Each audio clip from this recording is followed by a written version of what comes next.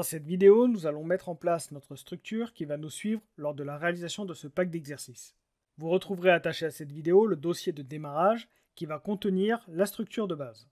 En effet, nous allons réaliser des exercices PHP et je ne voulais pas qu'on perde de temps sur la mise en place d'une structure HTML CSS Bootstrap, c'est pourquoi je vous en propose une directement. Donc vous pouvez récupérer ce dossier zippé et directement le dézipper à l'endroit où vous le souhaitez.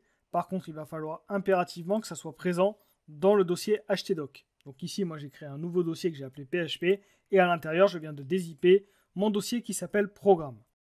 Une fois que vous l'avez, vous pouvez ouvrir tout cela dans Visual Studio Code, et moi je l'ai déjà ouvert ici, et vous allez retrouver la structure.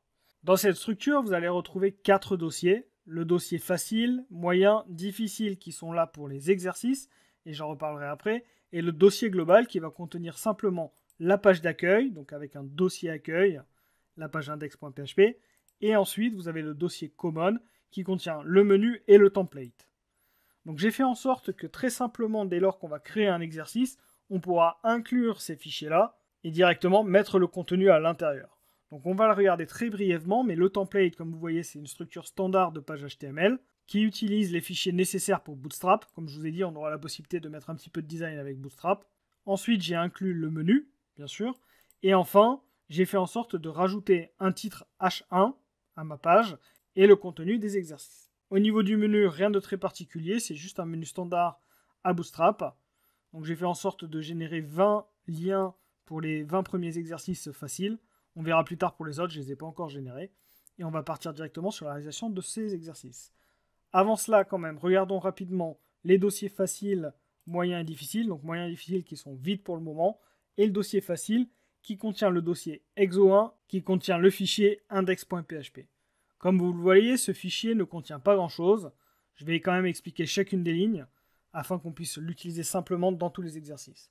Donc la première partie, vous avez une ligne obstart qui permet en fait d'ouvrir un buffer qui va permettre d'enregistrer tous nos affichages et tout ce qu'on va réaliser dans la page, qui sera ensuite affiché quand on fera un obgetClean ici. On le mettra dans la variable content qui est tout simplement un fichier dans le template ici. C'est pourquoi on ne va pas se prendre plus la tête que ça, on a directement tout dans notre page.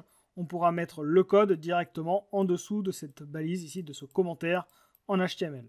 Et directement, tout le code ira dans la variable content qui sera affichée ensuite. Ensuite, vous avez la possibilité de mettre un titre à votre page, c'est le titre H1 qu'on aura directement. Et enfin, tout à la fin, donc comme je vous l'ai dit, le content qui va permettre de récupérer ce qui a été bufferisé. Et enfin, le require pour appeler le template. On va déjà faire en sorte de lancer ce fichier. Pour cela, vous devez lancer example et démarrer Apache. Et une fois que vous y êtes, on va tout simplement aller ouvrir ce dossier. Donc il faut aller à l'endroit où c'est en partant de htdoc ici. Donc si on regarde très rapidement, en fait, votre chemin ici part toujours de htdoc. Donc dans htdoc, moi j'ai le dossier PHP et c'est ici que j'ai posé le dossier programme. Donc ce dossier programme, je peux directement l'ouvrir ici et aller dans mon exercice 1 ou même dans l'accueil si je veux. Je vais aller plutôt dans l'accueil, donc dans global, accueil, et ensuite j'ai mon fichier qui se lance. Donc là, directement, on est sur le serveur local, c'est-à-dire qu'on a simulé un serveur et qu'on n'est pas directement sur la machine. Maintenant que j'ai cette base, on peut lancer directement l'exo1, donc pour le moment qui est vide, et vous voyez, on a bien le titre exo1 variable. C'est ce qu'on retrouve ici dans notre titre. On pourra le changer et l'adapter en fonction de nos besoins. Cette structure de page ici, on va tout simplement la dupliquer à chaque fois qu'on fera un nouvel exercice.